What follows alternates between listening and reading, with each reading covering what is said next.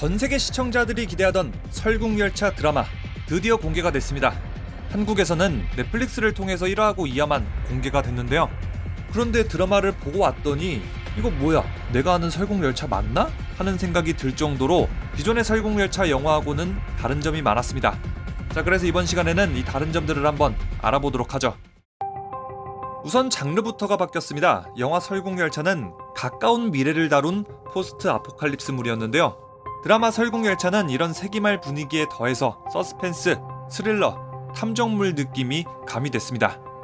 그러니까 말하자면은 설국열차의 세기말 분위기 플러스 오리엔트 특급 살인 느낌이랄까요? 혹시 오리엔트 특급 살인을 안 보신 분들을 위해서 이 영화의 간략한 줄거리를 말씀드리자면은 열차 안에서 살인사건이 발생하고 열차 안에 있던 탐정은 열차 안의 승객들을 취조하면서 살인자를 찾아내고 잡았다 요놈을 시전합니다.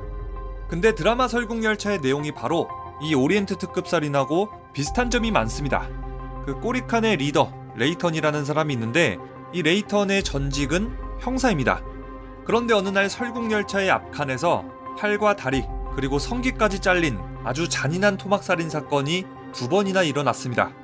자, 그래서 이 살인사건의 진범을 찾아내야 되는데 여기서 문제는 앞칸에는 형사 출신, 강력반 출신의 사람이 아무도 없는 겁니다. 그러니까 이 사건을 수사할 전문가가 전혀 없다는 거죠. 그런데 마침 꼬리칸의 리더 레이턴이 전직 형사, 전직 강력반 형사였고 윌포드 인더스트리는 이 살인사건을 해결하기 위해서 꼬리칸의 레이턴을 차출합니다.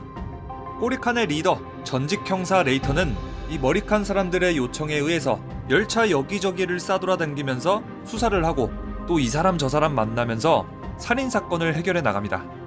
그 와중에 레이턴은 꼬리칸의 리더이기 때문에 혁명도 준비해야 됩니다. 꼬리칸의 혁명을 성공시키기 위해서 열차 여기저기 싸돌아다닌 기억을 더듬어서 혁명을 완성시킬 계획을 짜고 앞칸의 정보들을 꼬리칸으로 보내고 합니다. 그러니까 설국열차 드라마는 레이턴을 통해서 두 가지 얘기를 동시에 진행해야 되는 거죠. 하나, 꼬리칸의 리더가 혁명을 하는 이야기. 둘, 꼬리칸의 형사가 살인사건을 파헤치는 수사 이야기. 자, 이렇게 두 가지 이야기를 동시에 하다 보니까 당연히 시간은 2개로 분배된다는 거고 이야기도 2갈래로 나눠진다는 거죠. 자, 이렇게 꼬리칸의 혁명 이야기, 계급 이야기만 다뤘던 영화하고는 다르게 드라마는 형사물까지 추가가 됐습니다. 영화하고 드라마 같은 세계관이냐? 살짝 애매한데 우선은 1, 2화만 봤을 때는 아닙니다. 이야기의 배경인 열차도 다르고요. 등장인물도 다릅니다. 영화에 나왔던 길리엄, 커티스, 메이슨, 냄궁민수랑 요나도 전혀 안 나옵니다. 하지만 윌포드가 설국열차를 만들었다거나 팔을 얼린 다음 잘라버리는 형벌 같은 이런 영화 속의 설정들은 그대로입니다. 물론 양갱이나 크로놀도 그대로죠. 앞칸하고 꼬리칸의 교류가 거의 없다시피 했던 영화는 다르게 꼬리칸의 몇몇은 거래를 통해서 앞칸으로 진출하는데요. 레이턴의 전 부인이 그랬습니다. 윌포드 인더스트리 직원들은 레이턴에게 사건을 해결하면 앞칸으로 옮겨다 주겠다면서 직접 거래를 제안합니다. 설국열차 뒷칸의 아이들을 부모의 동의하에 앞칸으로 데려가기도 합니다.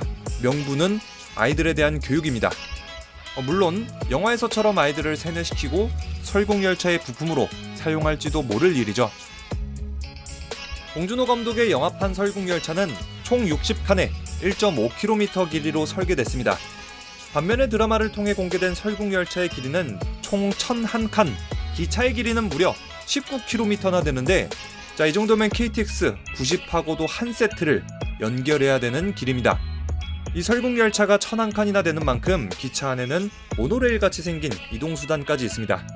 영화에서는 커티스 그리고 꼬리칸 일행들이 함께 걸어서 설국열차를 꼬리부터 머리까지 완주했었는데 드라마판에서는 걸어서 완주하려면은 며칠은 걸리겠어요. 자, 이런 설정은 원작 만화판의 설정을 그대로 가져온 건데요. 열차의 길이가 총 19km나 되는 만큼 드라마판에서는 그 구조 또한 더 정교해졌습니다. 영화에서 설국열차는 앞칸은 앞칸, 뒷칸은 뒷칸이었습니다. 칸칸마다 세분화는 이뤄지지 않았죠. 하지만 드라마판 설국열차는 1등급부터 3등급까지 3개 등급으로 구분합니다. 그리고 이 등급이 나뉜 만큼 대우도 다르죠. 열차에 물이 부족해지는 상황에 처했을 때는 1등급 칸의 수도에는 아무런 제한도 두지 않았고 2, 3등급 칸은 하루에 15분만 수도를 오픈하기로 결정했습니다. 그리고 꼬리칸은 물 공급을 아예 끊어버렸습니다. 열차가 커진 만큼 농업 칸만 130칸, 그리고 농업 칸을 제외한 다른 칸들도 칸이 많아지고 규모도 커졌습니다. 방송실, 운전석 등등 새로운 칸도 공개됐습니다. 이것들은 모두 영화에는 없던 공간이죠. 열차의 칸에는 새로운 규칙이 생겼습니다. 설국열차에서 아이를 낳을 수 있는 사람들은 선택된 사람들 뿐입니다. 선택되지 않은 사람들은 열차 안에서 아이를 낳을 수 없습니다. 설국열차에서 가장 중요한 원칙, 균형. 이 균형 때문에 산하를 제한하는 거죠. 감옥 안의 처벌 과정도 조금 다릅니다. 열차에서는 사람을 그냥 서랍에다가 처박아 놓는 게 그 처벌 방법이었는데, 드라마 설국열차에서는 인공적으로 죄인들을 수면 상태에 빠뜨린 다음에 서랍 안에 수갑합니다. 그러니까 남궁민수처럼 그냥 꺼낸 다음에 싸대기 때리고 크론을 냄새 맡게 한다고 깨어나는 게 아니라는 거죠. 영화에서는 거의 신과 같은 존재였던 윌포드. 하지만 드라마에서는 꼬리칸은 물론이고 앞칸 사람들 역시 윌포드를 전적으로 신뢰하지 않습니다. 1등급 칸 사람들은 열차에서 살인사건이 터지고 꼬리칸에선 폭동이 터지니까는 윌포드가 탑승객들을 제대로 통제하지 못한다면서 불만을 품습니다. 3등급 칸 승객인 레이턴의 전부인은 정당한 절차 없이 처벌만 가해지는 현실에 불평불만하고, 나이트카에서 만난 과수는 과거 윌포드가 멀쩡한 사람한테 누명을 씌웠다면서 대놓고 이렇게 얘기했죠. You could reverse a willful injustice. 자, 지금까지 영화 설국열차 그리고 드라마판의 차이점 함께 보셨는데요. 이 차이점들을 총정리해보면은 영화판 설국열차하고 드라마판 설국열차가 동일한 열차일 가능성도 제로고, 영화에 나왔던 인물들이 다시 나올 가능성도 거의 없는 것 같습니다.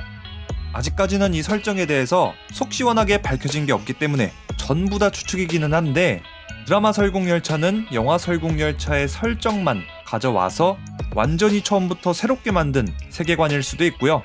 아니면 같은 세계관에 드라마판 열차, 그 다음에 영화판 열차가 동시에 존재할 수도 있겠네요. 뭐 어떤 설정이 맞는지는 드라마를 끝까지 봐야 알게 되겠죠.